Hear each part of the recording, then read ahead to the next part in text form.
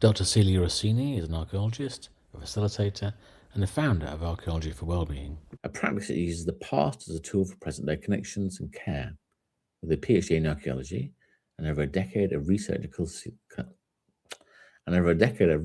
consultancy experience, she used together archaeological evidence, historical healing practices, and landscapes with contemporary approaches such as herbalism, Reiki, and reflexology.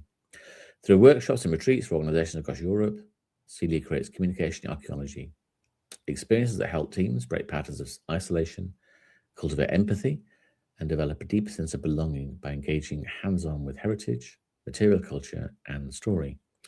As I just said, I think that has to be a unique introduction for anybody I've met before. So thank you so much for joining me. And thank you so much for the conversation we've already had off camera. But I did want to start actually by taking you back a little bit. We were talking about children before we started, and I wondered if I could take you back to your teenage years to understand what sort of person you were. Was education and knowledge always paramount in your family? Would your 14-year-old self be surprised at who you are today? Yes, probably. So first of all, thank you very much for having me. I was drawn to archaeology from a very, very young age. Before my teenage years, really, I was drawn to the concept of people underground, civilization underground, before I knew what it really mean, what stratigraphy really meant, and whatever lied beneath was for me something really quite surprising, astonishing. How could remains be covered up? How could people have forgotten that this house was there to the point that the soil had covered the house? So I was really young. I was about 9 years old when I decided I think that's what I want to do. And this developed into a deeper passion and understanding about human connection later on. And I think the interest over connection and relationship and identity of the population of the past came much later, actually. The first interest was, there is something below my feet, and I don't understand why it's there. In my family, I come from a family of pretty much teachers, and so school was extremely important, and I didn't expect that I wanted to go to the university for sure. I knew which university I wanted to go to when I was about 16, because I had checked the programs, and there was one university very close to my house. I am from Corsica, an island south of France, so you have to fly to the mainland to be in a university to study archaeology.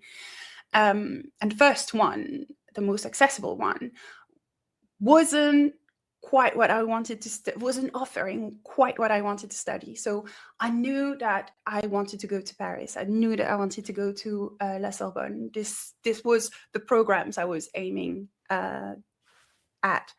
And it's through the practice of archaeology that came out Archaeology for Wellbeing.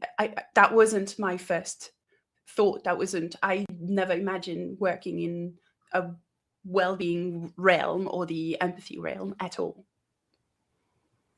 So did you see yourself being, I guess, to the very untrained mind or layperson, we imagine archaeologists to sort of go off to Egypt, sort of dig up tombs, and they're sort of with a little brush and they're sort of scouring away and finding. Did you see yourself being an archaeologist? Is that what you thought you would be doing?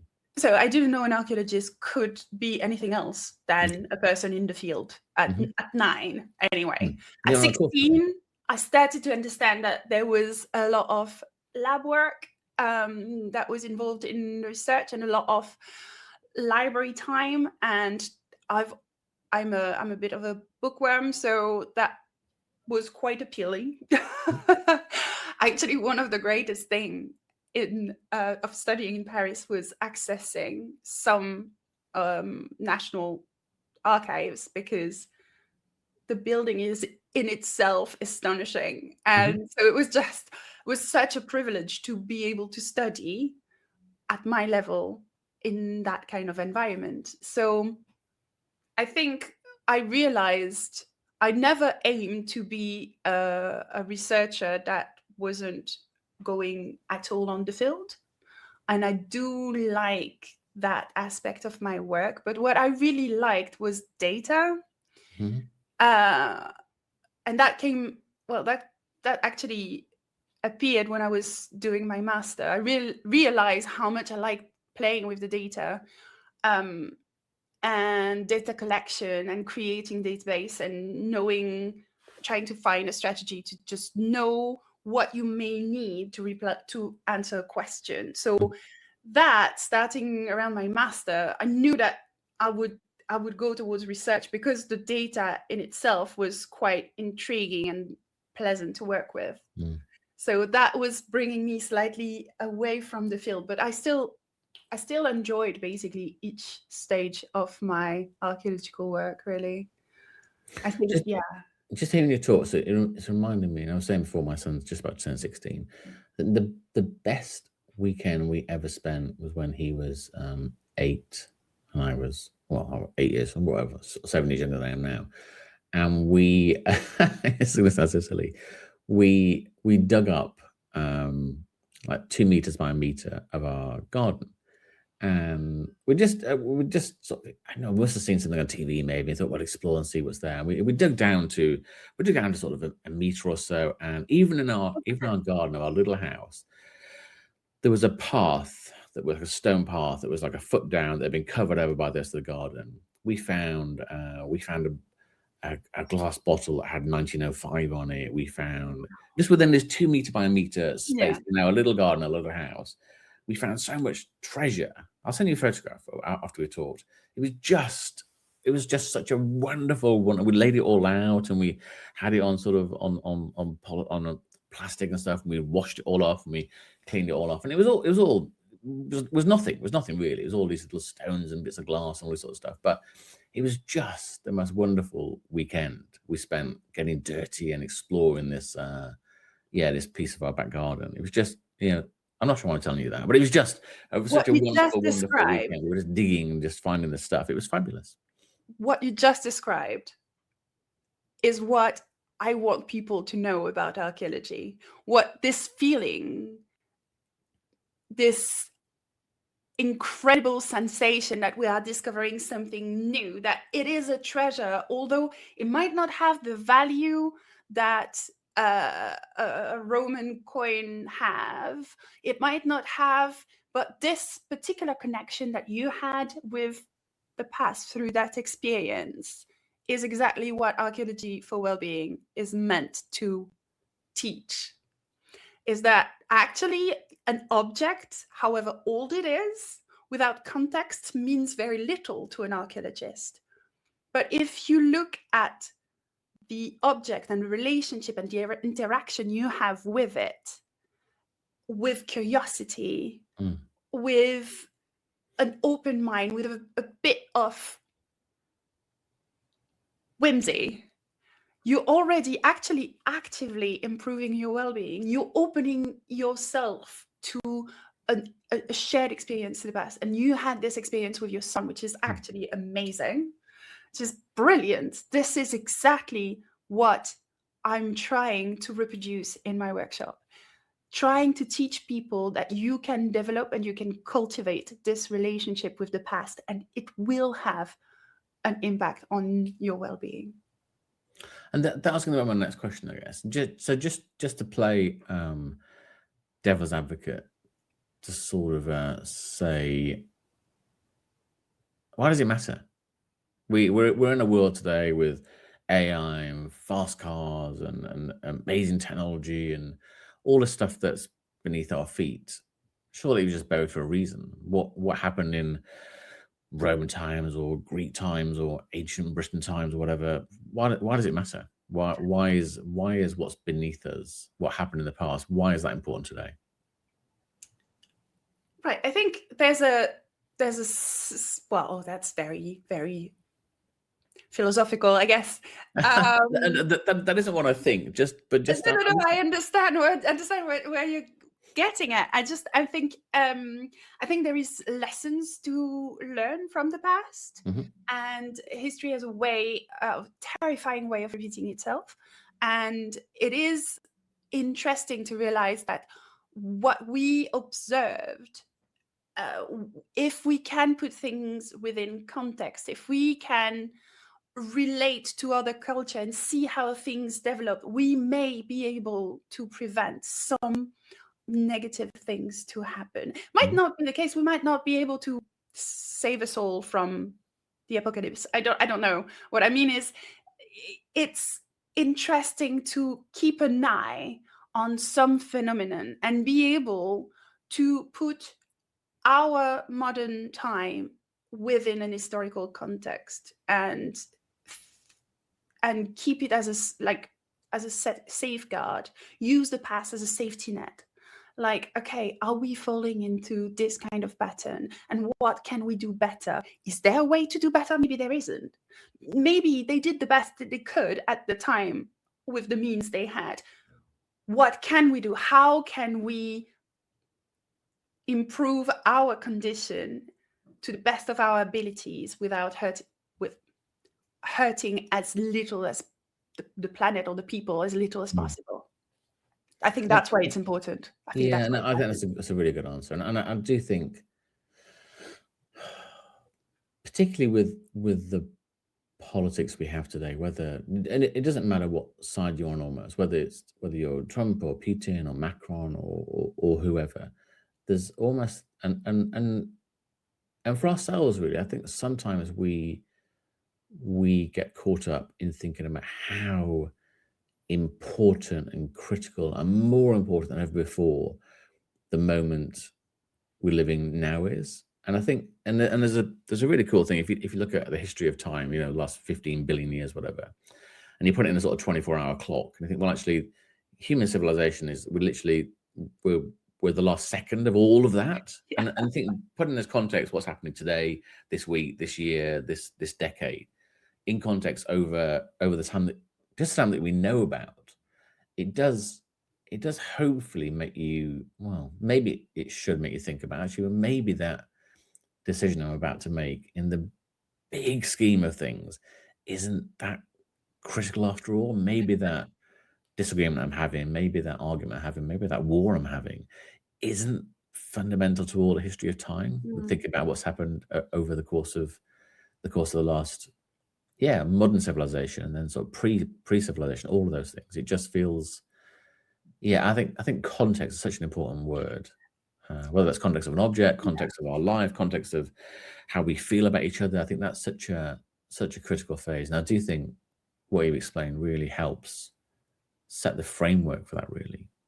Actually understanding where we are in time is something a lot of us don't spend enough energy thinking about. It is really hard to do, putting yourself back into an historical context, or particularly the last decades or so. It's something extremely hard. Sometimes we don't have the distance that we need to make a judgment, or to just decide how things went that way or not. So on the grand scheme of things, I think there is really important lessons to be learned from the past. But on a very, very human level, there is very important lessons to be learned as well. And I think the reason why I talk about archaeology as a communication archaeologist, it sounds made up, because it is. It's just to try to make people understand that we live in a world where although we are hyper connected, we have a very individualistic way of thinking and acting and evolving, and that has made us lost a lot of our communication skills. And using the past can help us reconnect a little bit and forming, just reinterpreting our concept of family, our concept of community, and managing to just reframe things a little bit more and be able to just establish, okay, these are the people I belong to, this is the way I express myself, and that will help me not in a judgmental, in a judgmental way, or in opposition with others, because I think that's very counterproductive. Just defining who you are constantly in opposition to what others may be is just really a waste of time. But defining who you are and being able to interpret it and express it clearly will help you just at your level and your community evolved in a more positive way, I guess. Does that make sense? 100%. It's one of my big things I think about a lot, is that, and you use the word, so we have the ability to connect with anybody in the world. You're in Paris today, I'm in London. Last night I was speaking to somebody in California. Tomorrow I'll speak to somebody in Australia. And isn't that wonderful? It is amazing. That is amazing. But at the same time, there's more loneliness in the world than there ever has been before. How on earth can that be? But I can connect with anybody. But because we're connecting through a screen, we're connecting perhaps via social media, and we maybe have lost the ability to sit on a bus or be in a cafe and have a conversation with somebody. Just talk to them. And one of the most wonderful compliments I ever get about my kids is when somebody says, "Oh gosh, your children, I had such a lovely conversation with them." And they will. They'll go into a room and they can talk to our next door neighbors who are in their 80s. They can talk to their friends who are in their teens, and they can actually have a conversation. I think that's one of the big things, because I think you don't have to go back very far. You know far more about this than I do. But when we lived in a village and the only people we saw were in the village, we could only travel as far as our horse would take us. And that wasn't very far. And then we had automobiles, and then we had ships, and then we had airplanes. So we can, for not too much money, we can pretty much, a lot of people can travel to anywhere in the world. But we have somehow almost outgrown our village, in that if I live on a street, I go to work at 7 a.m, I come back at 7 p.m, it's dark, I don't see anybody, we don't talk. That sort of village or community is something that I feel has been eroded. Yeah, it's yes, shared they can have practices, virtual communities, isn't but I it? think, do you find that when you talk to people, when you engage with clients, when you talk to businesses, that need for team bonds and connection and understanding is something people are looking for? Yes. But I think there's two problems when we look at teams or groups or even departments, because sometimes we have a team that's a little bit scattered throughout the world or throughout the department, and they have a lot of micro project, and only one of these projects will intersect with yours, etc. So what I see is that there is a sense of isolation, and there's an interpretation of this isolation by, I am feeling this. I may be the only one. And that's actually, when we chatted through email, you mentioned, you've walked the path of isolation. How did that bring? How did that take place, or what kind of? Well, actually, I arrived during my postdoc in a department where I had already worked in with people that I already knew, and I felt incredibly disconnected. And I made the mistake that I see people make every time I chat with a team and there's a miscommunication or mistrust or isolation showing up in the group. It's thinking that you are the only one feeling that way, and that you are unique in your distress. And what happened to me was, the first couple of months, I was sitting at my desk thinking, I don't know why I'm here. I don't know anymore. I think I've lost something. People get the information I don't get. How do they manage? Why can't I? I'm the problem. I'm the reason. There is that reaction. There's also they're the problem. They don't share the the information. But actually, when you sit there and you realize when your neighbor sitting at the next day at the next desk the next day tells you, I'm feeling really isolated in here. I think I might not be the right person for this job. And you're like, whoa, I told myself the same thing yesterday. Should we talk about it? And when that happened to me and that happened to my neighbor, and then we realized, oh, wow, you know what? I talked about this person, the other side of the building. He's saying the same thing. I think there we identified that there was a problem. There might have been a communication problem in the department, but there was a problem also within us, thinking that we were the only one being isolated, that we might not be fit for our role. And the fact that we could share experience that were not only negative, because people that tend to bond over a problem may cultivate this negativity. So we created some shared activities, but that were trying to step away from this isolation, that misconnection, and that feeling of not being good enough. And it worked. It did work. And I think, as you were saying before, we often don't share practices anymore with our community. We tend to have our own tasks, our own jobs, our own mission, our own day-to-day, and we sometimes lack interaction. And in workplaces, there's not a lot of space to have these kind of interaction. And that's where Archaeology for Wellbeing kind of help. It's one thing is to think, is there a space where we can share those activities, where we can share that kind of conversation, where we can share that kind of stories? So when you work with objects or places or historical practices in your sessions, what actually happens in the room? What do people do? What do they feel? How does that manifest itself? So the workshop are 3 tiers. The first one is always about the self. The second one about extend to the group, and then we talk about the environment.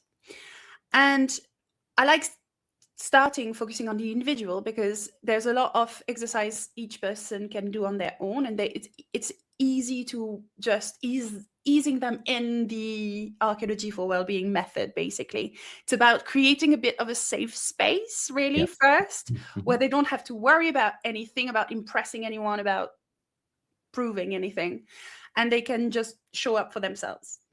And then the second tier, we move on to more exchange.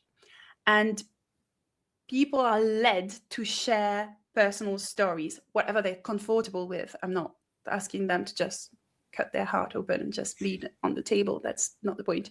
But each theme we will study during the workshops are universal theme. And we will try to connect those stories to the group. And we will try to create that share meaning, to just not create it, but highlight that share meaning. Because whether you want it or not, everybody has a common experience of some things. We always can relate to one another.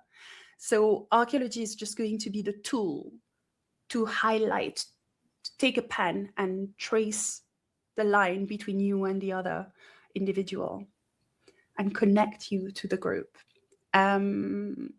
We use like artifact handling. Artifact handling is really useful for people, for example, that need very tangible things. They they'll be able to start noticing what's laid in front of them, and then we'll just have a look at the structure, at the texture. We'll have more of a sensory approach to the material. Then we'll start describing and thinking of the object in terms of function. And then we'll start thinking about the object in terms of context and what it means to people. Because in the end, what archaeology is about is not Egypt tombs and royal carriage and things like that. Archaeology is about identity. Archaeology is what relates those people to this environment, how people connect together, and what they created together. It's about identity creation processes. So that's what we're going to do, starting from a couple of fragments, and then we'll try to use different senses, because not everybody reacts the same way to the same senses being used. So the more sensory the experience is, the more inclusive it is. And that will allow to soften and the exchanges and change a bit the dynamic. Also, we're bringing everybody to the same level. There's no hierarchy in studying the past, right? Yeah. And that allows people to just be themselves, really, without feeling too much judgment and confrontation. It's very interesting you talk about sensors, because I think because for a lot of people, what they do is, for want of a better word, digital. They're typing. They're typing emails, they're attending meetings, everything's very virtual. It's all about what they can see and what they can hear.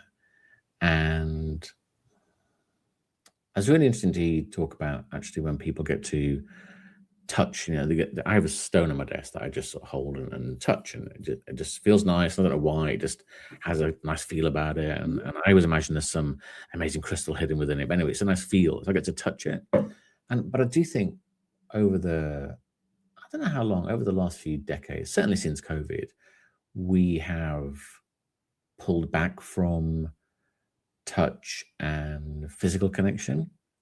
And it's really hard, because in a workplace, some people are very uncomfortable being hugged, or some people don't want to be, touched or whatever. And I totally understand that. But I do think, and I know you're a proponent of Reiki and massage and sensory awareness, and I do think there's something we're missing by not having a physical connection. Does that make sense? Yeah, I find it really funny, because a colleague of mine recently told me, oh my God, tell me if I did something wrong. I was in a conversation, we did a presentation, we were in a work meeting, there was a lot of people, and I tapped the shoulder of my colleague, like we had done well, and I left my hand and I just shaked his shoulders, and it was all in good camaraderie. Yep. And his colleague didn't appreciate that at all. He actually contacted him later on saying, look, this is not something I like. I'm not uncomfortable with that. And this colleague of mine was like, oh, tell me, was that okay? Or is that not acceptable anymore in the workplace?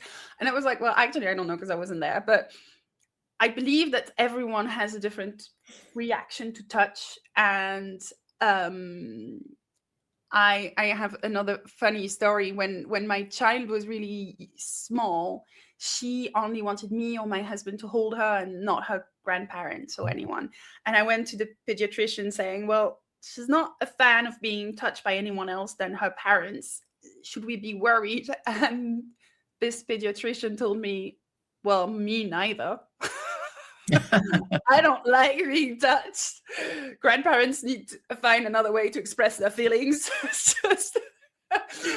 And it's true, everyone has different social boundaries, and I don't think it's an HR case to just slap the back of your colleague, But yes, if it makes your colleague feel uncomfortable, you will stop doing that to him. And I think that's actually quite healthy to be able to say, well, actually, Yeah, don't yeah, touch me, I don't like it.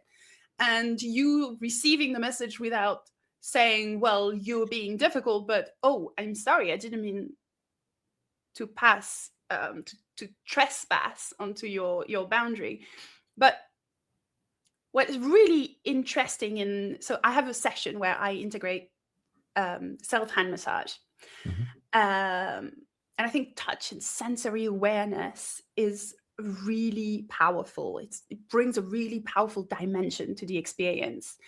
And when we work with the body, we shift the conversation away from purely cognitive and intellectual discussion, really, into a more embodied and holistic realm, really. So this approach allows the participant to just become a bit more attuned to their own physical sensation. mm, And it is self-massage. So it's a self-hand massage. So nobody is actually touching each other, or so you avoid that kind of discomfort. mhm. Um, and I'm a big fan of massages. I would be leaving at a spa if I could, but I don't. And my mother is someone that really does not like this kind of interaction. It's something that really puts her off. So I can understand that people will react differently to touch. Mm. But getting more attuned to your own physical sensation can really help you reconnect with your own emotions, and it also actually opens you up to thinking in a more empathetic way, in a deeper way, really. um it makes you slow down. It forces you to be a bit more present and a bit more mindful. That's reducing stress. um I don't know if I answered your question fully, but I think No, you did, and I think the it does encourage compassionate communication. I do believe yeah, that. I like that question, and I think what one of the challenges we perhaps have within personal relationships, I think society, I mean, in recent history, has made us think of intimacy and sex as something that's sort of, gosh, it's very, and it is very, very private. But gosh, imagine touching yourself. We sort of told as very young children, don't touch yourself. That's dirty. Don't do that. And we come into a relationship with somebody else without ever really understanding how we feel about being touched or touching ourselves, or what we enjoy, what we don't enjoy. And I think all those things, yeah, going back, and a few thousand years ago, it wasn't the case, and it was a much more communal living, and it was much more communal. There was very, very little ownership of property and people, if you like. So it became very different. And I do think, yeah, being more comfortable with knowing how we interact in a physical sense with ourselves, I think, is something really important. And I did Reiki. Became a Reiki practitioner, gosh, 15, 20 years ago. And I found it very, very, what's my word? Very informative, how feeling that connection to a different power that I had less knowledge of it was very empowering, how I understood myself. Again, I'm not sure that makes any sense, but Who that does? whole being able to connect with more than just what's very obvious and what we're sort of taught in school, etc. It is. I think it's really interesting because you were talking about, we lived in communities 1,000 years ago and we had much more interaction. I think there's an interesting way of talking about empathy through archaeology. And there was those kind of practices in Greco-Roman time where you would go towards a bathhouse to be healed, and often in relationship with a temple of Asclepios or something like this. And those places must have been quite wonderful if you had the means to get into them. So you would see a physician who would assess you physically, who would assess what was the problem.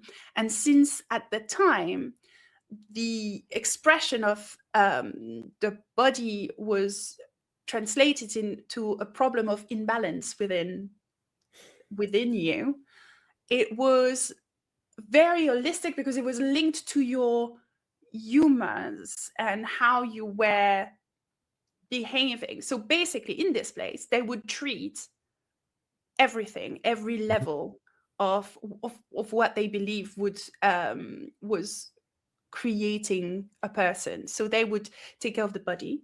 There was a lot of massages. There was the baths. There was also diets that would help you either restore your imbalances or help you cure yourself from certain diseases. There was exercise, and there was places of social interaction. There were libraries and social gathering.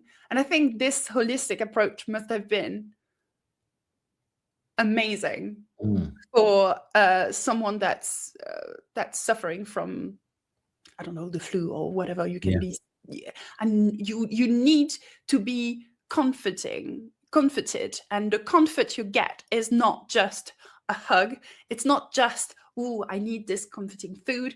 It's at every level. It's okay, I'm going to take care of you, but I'm going to take care of you in a way that's going to nourish not only your body, your mind, your spirit. It's going to be a whole-in-one approach. And I think that's amazing. But when we talk, so I think there we see how sharing activities there was this needed dimension of shared activities to improve the well-being, the general state, the general health of a person.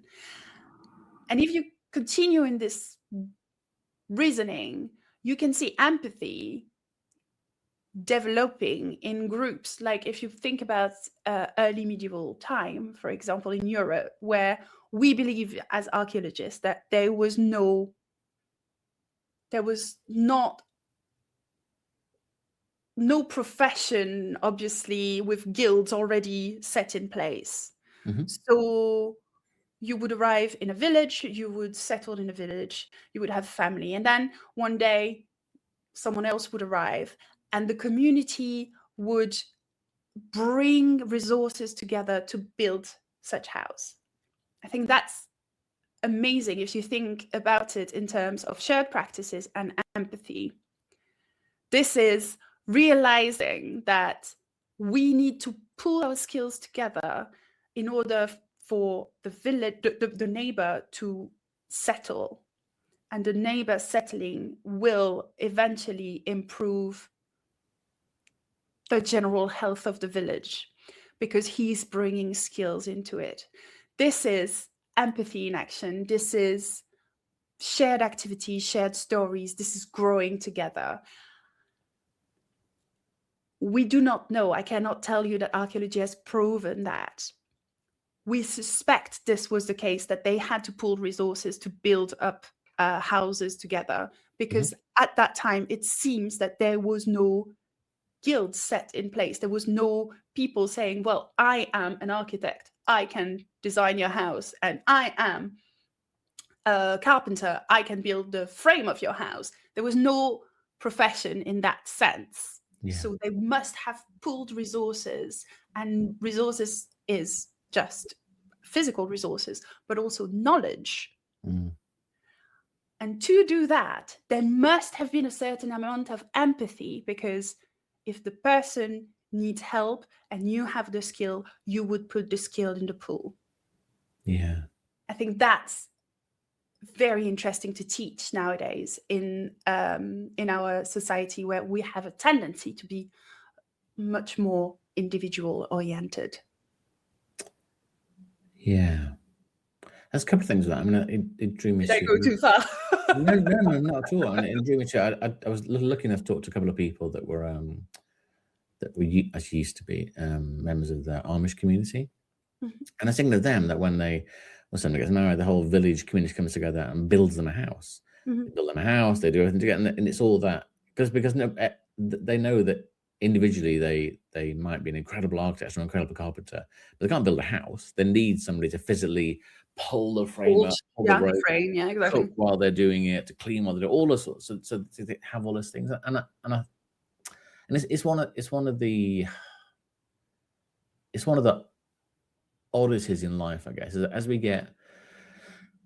get cleverer and cleverer and create better and better medicines and healing, whatever, doctors are getting incredibly good at fixing what ails us, whether that's that they can cure cancer in many ways, they can give somebody a heart transplant, they can give skin grafts, they can do all these amazing things, and I guess because of the way the system's set up, they tend to fix the thing that you say is the problem. I go to the doctor and say, I have a bad back, sore finger, whatever, and they will fix that thing and they don't have the time or skill or history, I guess, to sort of say, well, let's look at your lifestyle. So what do you eat? How do you exercise? Where do you work?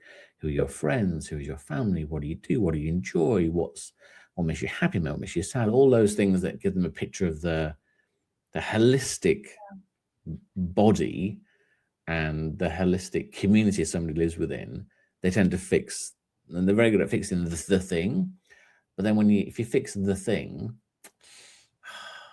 you're missing so much, aren't you? And that's what you're saying, is that archaeology history has sort of shown us that actually understanding a much broader context of how somebody's feeling, how a department's working, how a business is operating, is more and more important. Because we've all heard the news about how, as an example, Elon Musk deals with his staff and how he works with them.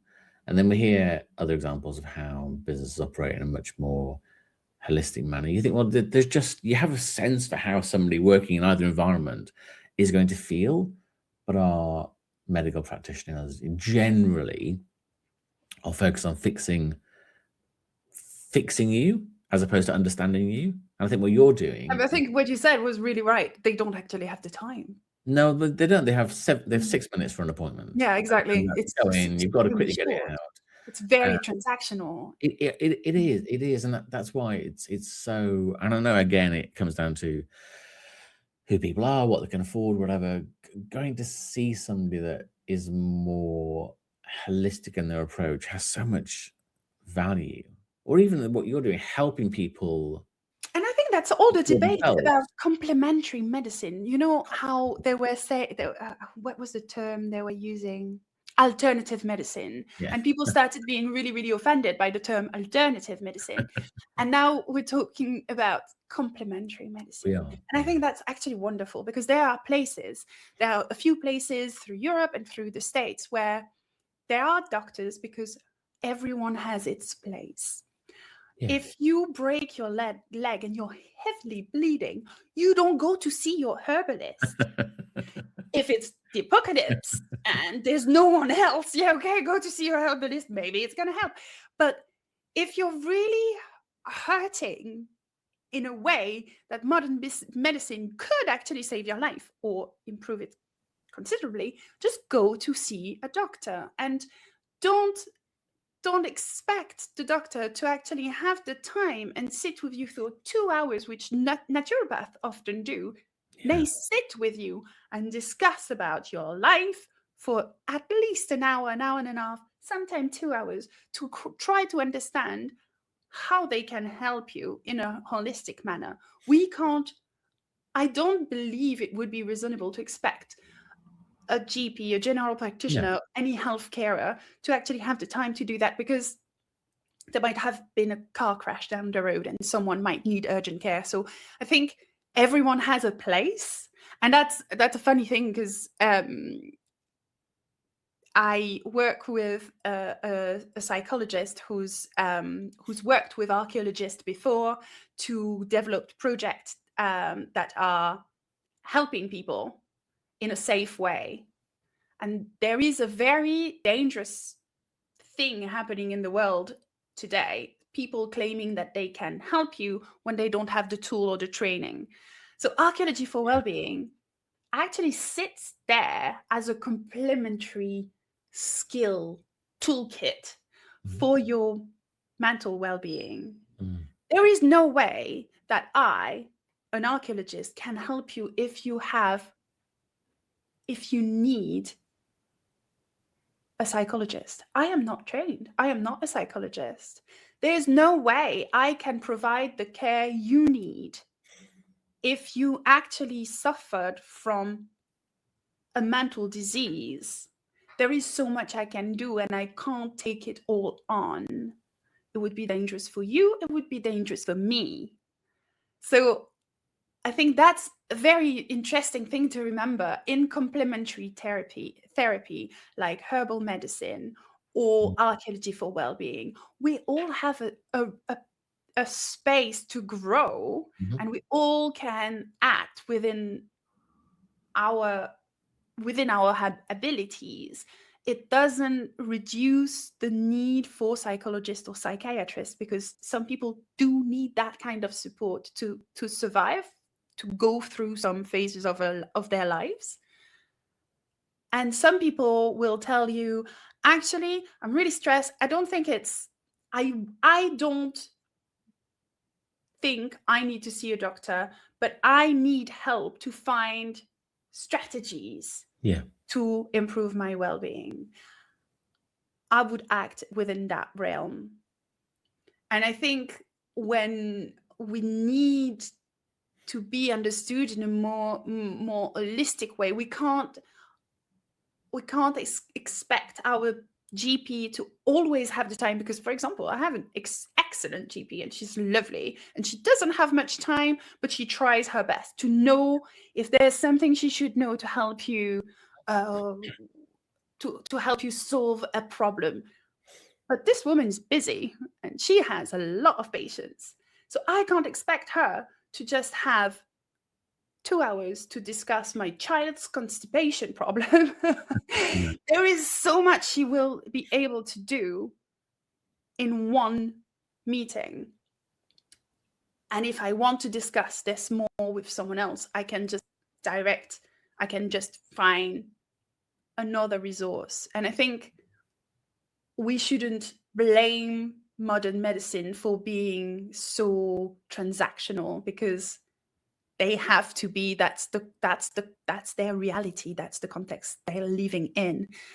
But when we find institutions that manage to blend techniques together, that's where I think we should all direct our effort into bringing everyone into the same building and being actually complementary, being able to pool resources and act each within our realm. And there is such places across Europe. They're scarce, and I don't know how expensive they must be. But you see psychiatrists, you see surgeons, you see cardiologists working with Reiki practitioners, with naturopath, with medical herbalists, with psychologists and cognitive therapists, and they all work together so the patient can go through different phase and stage. So he will be taken care of however he needs to, but without excluding Western medicine, or without excluding the fact that if you tend to be more comfortable with herbal medicine, then why should you deprive yourself of that? Does that make sense? So a lot of what you do by nature, archaeology, deals with the past, what's happened, history, etc. Are you the sort of person that plans and has a vision for the future? What does your future look like, do you think? My personal future? Yeah, and well, not necessarily. I'm not asking about your personal relationships, but from a business context, then, from what you're doing, what does it feel? What does the future feel like it's going to bring for you?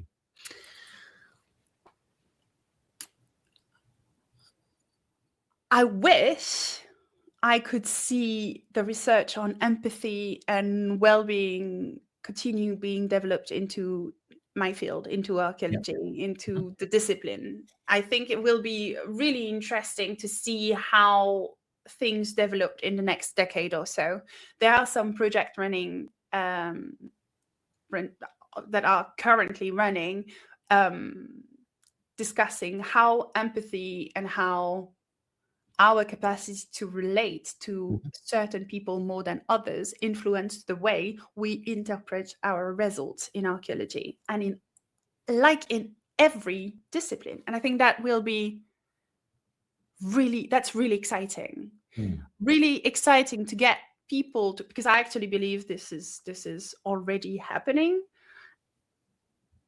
And I think this is going to be really useful to see scientists, researchers acknowledge that their level of empathy will affect their delivery. I think that's going to be really quite interesting for the future of research in general. I would love to tell you that my research will take me into working in the world of archaeology for well-being and archaeology of well-being. That would be really exciting for me. Being able to develop that research strand would be quite fantastic, because I think that I make a very important distinction between archaeology for well-being, a toolkit to help your well-being, to help improve your own well-being, and the archaeology of well-being, where we would start trying to find way to detect how well-being, how the past communities were creating, maintaining their well-being, and what it was for them to, what was their definition of being well. So I think that would be fantastic. But hey, we'll see what the future brings. It's I'm just trying to think how to ask this. It's fascinating that I think one of the challenges that a lot of people face or state about history is that history tends to be written by the victors. So the stories that we read tend to be those that are written by the people that get to write the stories naturally. And so therefore history in a way is, and naturally is biased, and we try and explore both sides, but typically more than one side is less than, one side's heard more than the other side. But it feels that, and now I'm not sure now because the answer you just gave, it feels that almost archaeology is the more honest view of history, because we're exploring something and we're digging something up and we're finding it. It's not what somebody's told us. My ego loves that answer. But you've almost confused me now, because you sort of said, well, one of the challenges is that we perhaps empathize with what we're exploring, what we're finding, based on our knowledge and our preconceived ideas about that civilization or whatever. So we'll dig something up and think, wow, we might dig this up and think, oh my goodness, that's incredible. Wow, how could they possibly create this? And somebody else thinks, oh, it's a stone. So it's yeah. So but give me comfort in my belief that archaeology is honest history. Right. I think that's actually a very nice way to circle back to the beginning of our conversation, where we're talking about context and historical context. Yes. And basically, at the beginning of each research piece, you will have seen a history or a state of the art. We start by evaluating where we are at in the field about this subject, so we know that what we're doing or what we are going to do and research and the way we're going to approach things hasn't been done before, or at least that it is complementary. And I think what bringing empathy in archaeology or any research field is going to bring is just basically an acknowledging that there might be some bias that we are not even aware of. Mhm. And trying to be as impartial as we can. And it's a reassessment, right? It's just a personal reflection. Am I particularly touched by this structure because it's the burial of a child and I am a mother? Mhm. Am I particularly affected by this artifact because it comes from an area within conflict, and I spent my childhood in a conflicted area, in an area where war was going on? So I think there's two things. There's two very positive things. Acknowledging you might be biased is always good. It always means that you're reflecting on what you're going to produce. And the second thing is, the fact that you are biased is not obviously a bad, not the fact that you're biased. Yeah, bias is not being fair, but the fact that you have lived that situation or that you empathize with that person doesn't mean that your research is going to be lacking or that you are not going to be able to produce good results. Mm. It actually might give you the tools to understand something that someone else might just not even notice, because you lived that situation, because you relate a certain way to that person, might allow you to discuss the data in an incredibly interesting way. So empathy the way we relate to people needs to be acknowledged, but we mustn't fear that. We must use that to our advantage. And I think that's great. I think that's brilliant. It's a superpower. Yeah, and I totally believe that empathy is our superpower that we don't need. And it's so powerful what you just said about if you're within a business setting or in any sort of setting, if you can reflect upon why you might feel a certain way about somebody's report or the way somebody behaves or the way somebody acts, whether it's their voice, their gender, their sexual orientation, their ethnicity, whatever. There's not saying that there's nothing necessarily inherently wrong with what you're thinking or feeling, just an acknowledgement of how would I feel if this was Cecilia giving me this report instead of John, or what? At 100%, it is just being aware, really. Yeah, and you've made me think a lot today, which is In a good. good way, I hope. in a very, very good way. In a very, very good way. And I just want to thank you so much for your time. You've been incredibly generous. And yeah, just what you're doing, I think it's just a fascinating topic. And I really hope you do get to explore, both archaeology through well-being and archaeology of well-being and archaeology for, how people reacted, interacted, and behaved. Because I think there is a lot that we can take from what's happened across history and apply to today to make things a little bit better, perhaps. But no, a huge thank you. I really appreciate your time. Well, thank you for having me. It was lovely. It was really lovely talking to you.